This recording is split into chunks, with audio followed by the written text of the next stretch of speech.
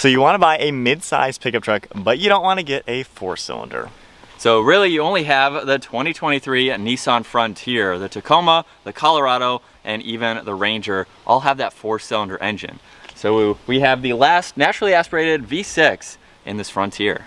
So underneath the hood of the newest generation for the Nissan Frontier, you're gonna find that 3.8 liter naturally aspirated 6-cylinder.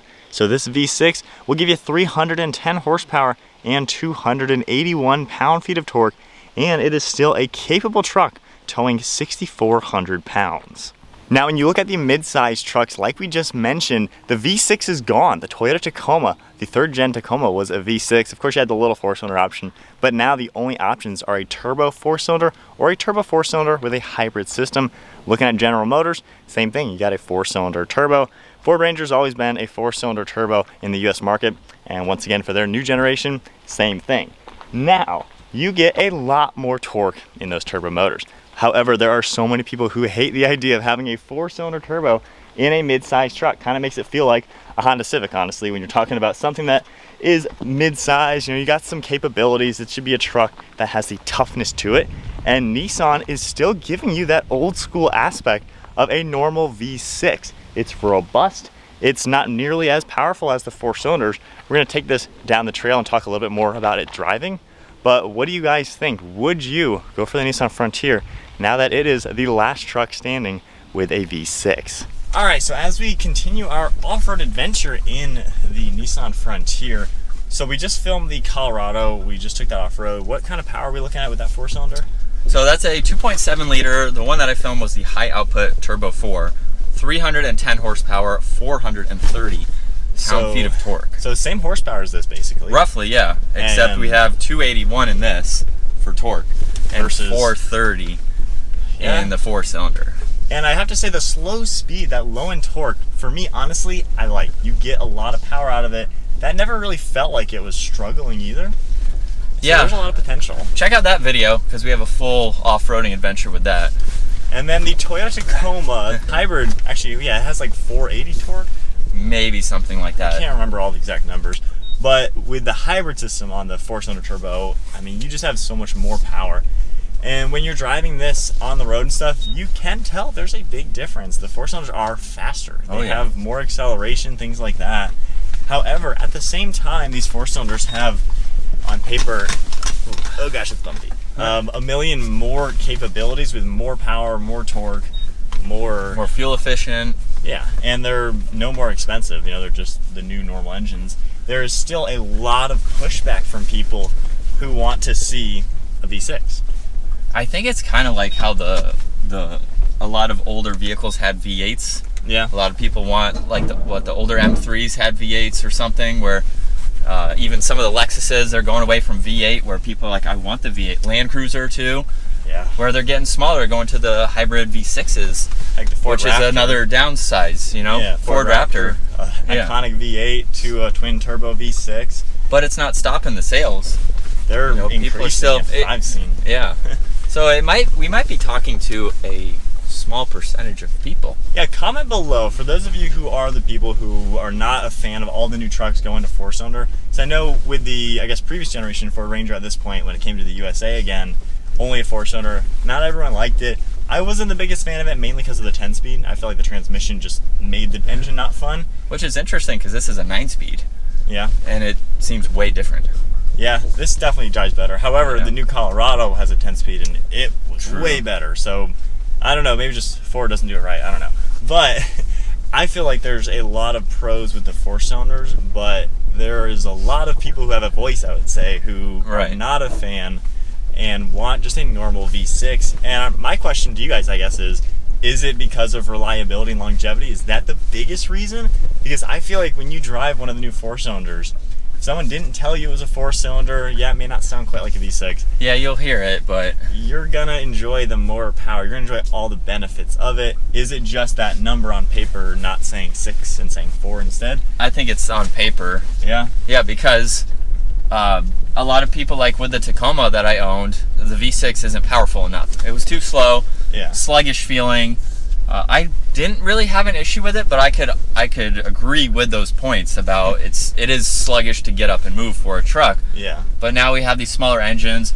The torque, like you mentioned earlier, well over almost 100 more pound-feet of torque, and you can get up just like that. So makes a difference. I think it's just the number on paper, and it's not the actual real world experience. That's what I'm curious. And with this Frontier, the V6 is peppy enough. You can tell this is quicker than the 3rd gen Tacoma. Yeah. When we first had one of these testing it with his Tacoma, and I even did a stock Tacoma versus this, definitely this drives better. The 9-speed versus 6-speed. Yeah. And then this extra horsepower this one has versus the V6 on the Tacoma. Yeah, horsepower is like 285. Yeah. This is at 310. You feel that. So I mean, the lack of being under 300, I think, for a V6 is a downside. So it's nice that at least Nissan gives you the V6 that is significantly more powerful than the previous competition. Right. But now we are entering the new generations of the Tacoma, the Ranger, the GM trucks, where they have very stout 4-cylinder turbos. Yeah. And it's not the same as it used to be, to where, you know, the V6 could be faster. Now the 4-cylinders all significantly faster. But are people concerned about reliability? That's probably the biggest thing, aside from, I'd say, the ego of not wanting a 4-cylinder truck. Yeah. Well, we've seen the 4-cylinders for a number of years now, but I don't know if we have any figures on any reliability issues with any brand. I think it comes down to that, like the brand by brand. Yeah. Because I know, like, Hyundai has a lot of issues with their Turbo 4s and a lot of their general vehicles in general. Yeah. But that's Hyundai. That's isolated to them, whatever they're doing wrong with their cars. However, ouch. Well, it is true, unfortunately. Ford, I think, had a lot of issues with some of their 2.3-liter 4-cylinders.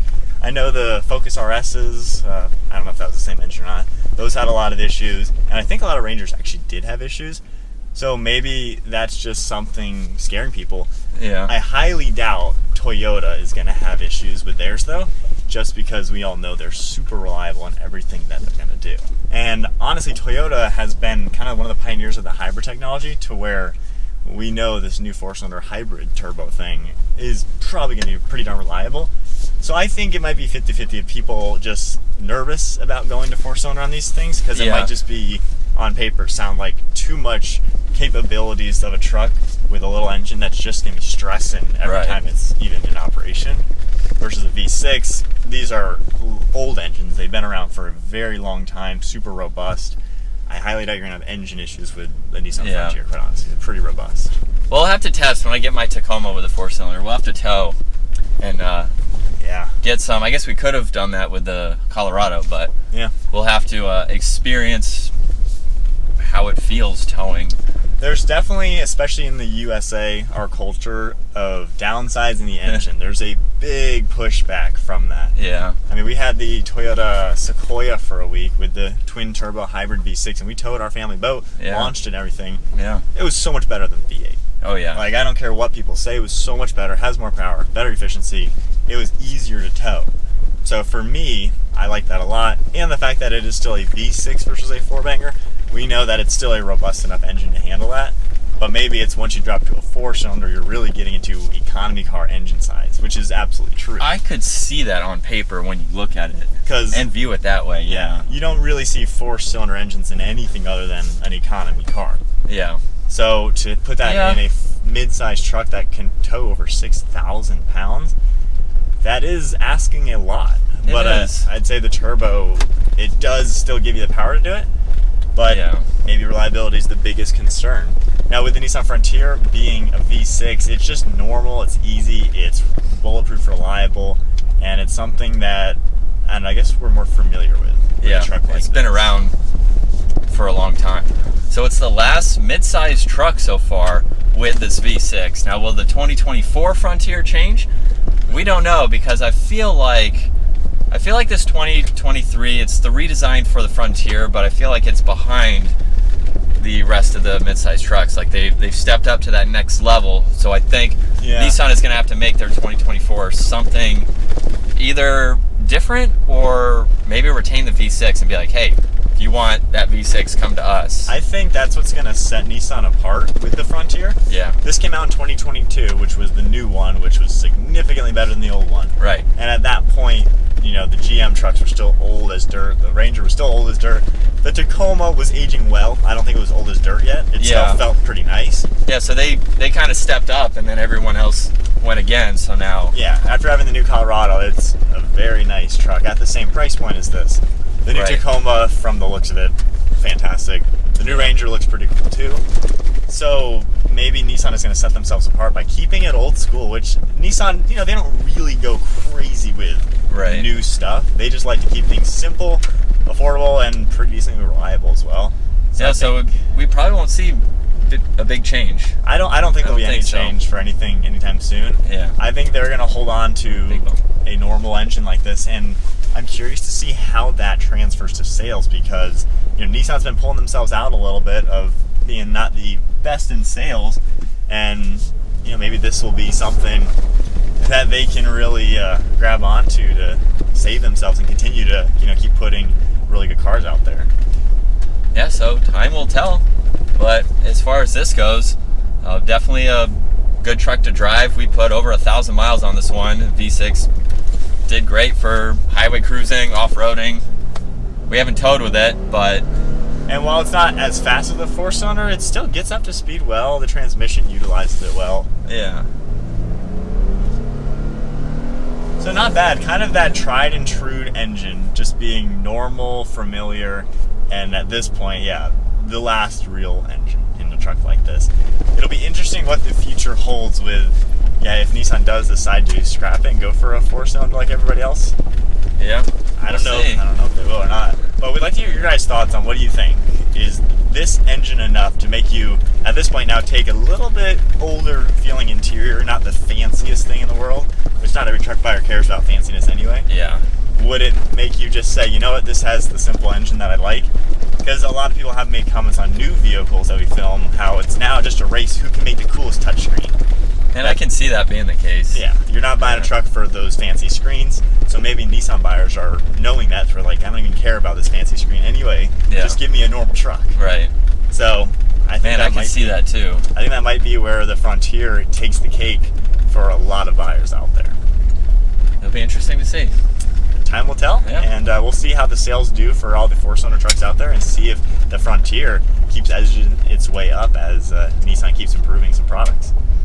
But I think that's about it for our take on this being the last one. I know some of you are going to comment the Honda Ridgeline. I don't consider that a real truck. Yeah. Sorry, any Ridgeline owners, but I mean it's a glorified crossover with a bed, which is fine for a lot of people, of course. But this is body on frame. This is a truck, and the other trucks are now 4-cylinders. This has a more trucky engine, I guess.